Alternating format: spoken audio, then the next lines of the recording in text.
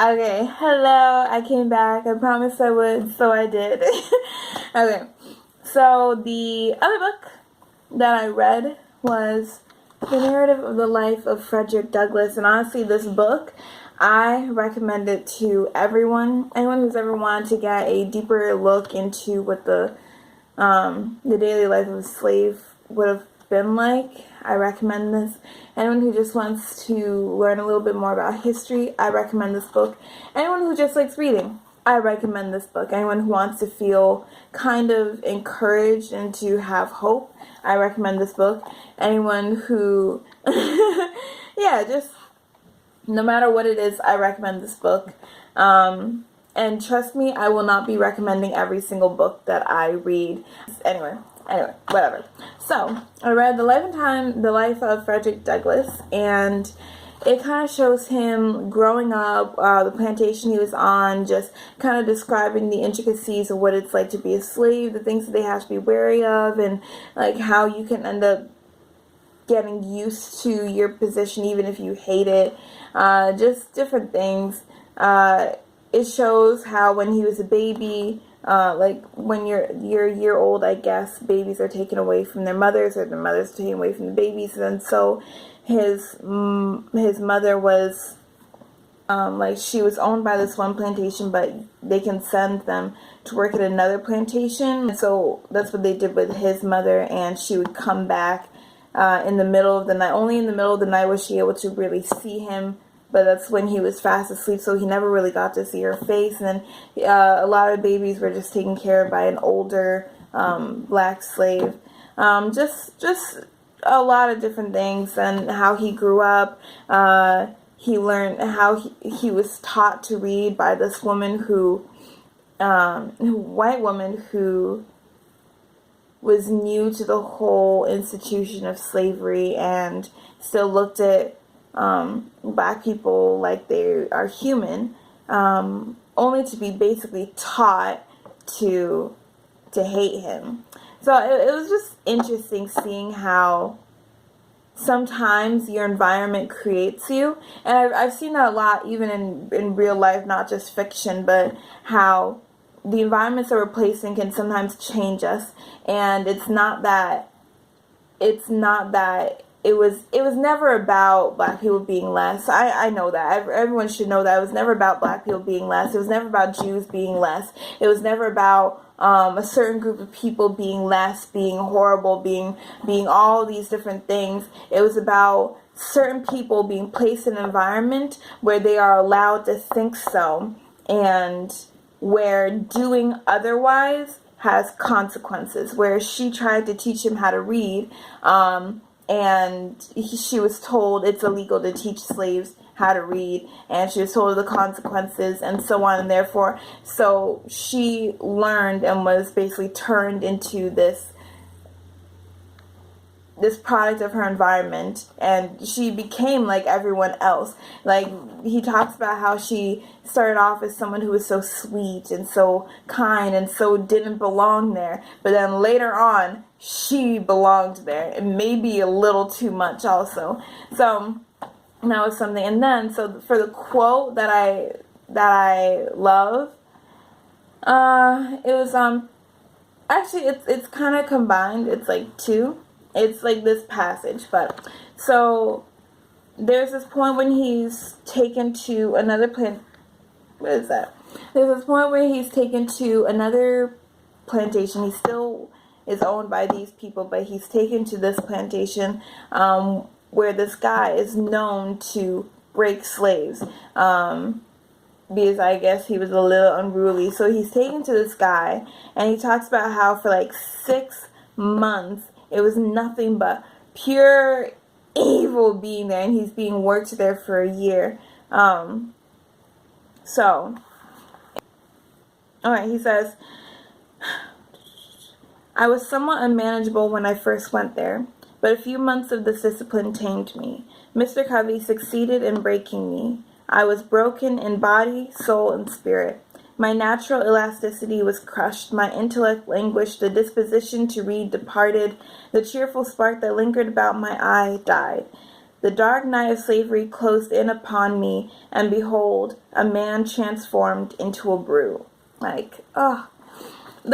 Okay, there's two parts to it. There's also 81, but before I even get to that part, I'm just going to talk about that. Like, the fact that he recognizes that he was broken and that you can be broken. And I think it makes me think of how sometimes even in, not in terms of slavery, there are things that happen in our lives and it kind of breaks us and we find ourselves just broken. Like, not acting like people who are alive, who have options, who have purpose, who have destiny, who have possibilities and opportunities all around us. And it was also just interesting seeing how, hearing him talk about how he went from a man to a slave, that he saw himself, he knew he was a man, because from all his readings, he understood that there was no difference between him, a black man, and others, white people. There was no difference between them. Like, he read the Bible, he read all this stuff, and he was like, man, I love God, but it's his people. Just like, was it a Gandhi quote? So he's talking about that, and he's talking about how, like, I know that I'm a man, I'm a human being, I have life, and I have possibilities, and I have all this endless amount of energy flowing out of me and all this stuff. But that he could go from being a man to a slave, and also recognizing that that wasn't like, being a slave isn't a body, it isn't a place in life, it's a mentality. To white people around him, he was always a slave, but to him, the truth is that it was a mentality. He went from man to a slave. And so on page 81, this is when he had finally fought back. Like, for the 6 months that he was working for that guy like beat down his spirit, his mentality, his desire to keep fighting, to keep like looking for ways to escape. But then here he finally has enough and he fights back and he wins. And what he says is that I felt as I never felt before. It was a glorious resurrection from the tomb of slavery to the heaven of freedom. My long crushed spirit rose, cowardice departed, bold defiance took its place, and I now resolved that, however long I might remain a slave in form, the day had passed forever when I could be a slave in fact. I did not hesitate to let it be known of me that the white man who expected to succeed in whipping me must also succeed in killing me. I love that. And it just made me think, like, that's the kind of energy and thought process that we should have in anything. That I'm not going to go down without a fight. I'm not going to let my mentality be won over by someone else without a fight.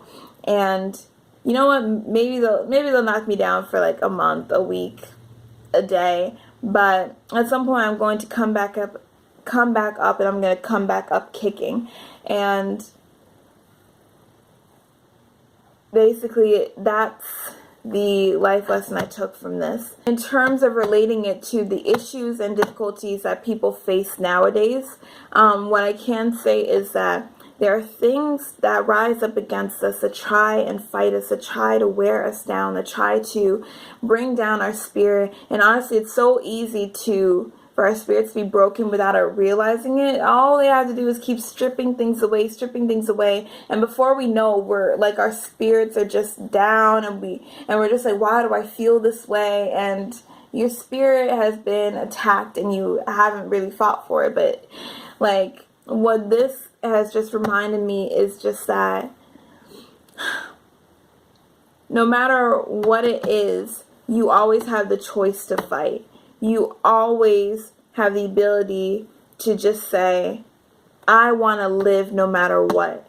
It's that give me liberty or give me death. give me freedom or give me death. And if anyone wants to take away my freedom, my liberty, my pursuit of happiness, my pursuit of my dreams, my aspirations, wants to take away the stars and the light in my eyes, wants to take away the smile on my face, if anyone wants to take any of that away from me, they're going to have to fight me. And if they want to fight me, they're going to have to succeed in killing me, because no matter, even if they think that they've won, I'm going to crawl back into that ring and I'm going to fight them again. I'm not going to stay down. Even if they do knock me, I'm not going to stay down. Like, and that's what he's saying. Like, any slave master who thinks he's going to succeed in whipping me and that'll be the end, oh, now we have our slave. No.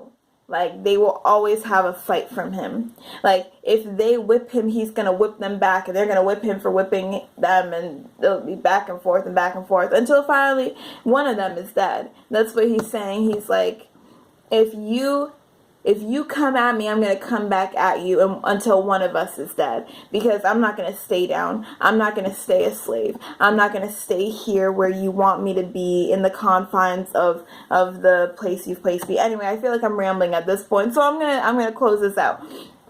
I just want to encourage you and myself that whatever it is that we're facing, whatever struggles that are coming against us, that we feel are just weighing down on our spirits, I just want to encourage you that life is about living, and life is about being free and pursuing the things that make you happy. So just keep going after those things, and whoever it is or whatever it is that wants to come against that, fight it. It's not going to be easy, and you're not necessarily going to win right away, but keep fighting and keep pressing on, and at some point you're going to get to your happy ending, your dream, your goal, and it might not even look the way that you think it's going to look, but you're going to get there. That's not me saying, oh, we're all going to reach the end of our rainbow. Like, for some of us it's a rainbow, for some of us it's something else. But we all have to pursue the thing that's on our hearts and not let anything come against us, because something better is waiting for us on the other side. All right, that's all I got. That's all I got.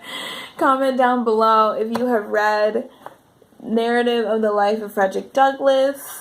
Let me know what you guys thought of it, what lessons you guys took from it, and what other books you might want me to read. I mean, I still have my list of books to get through. I'm still trying to get through them, but just, yeah, comment down below anything you want, or just say hi. Okay, bye.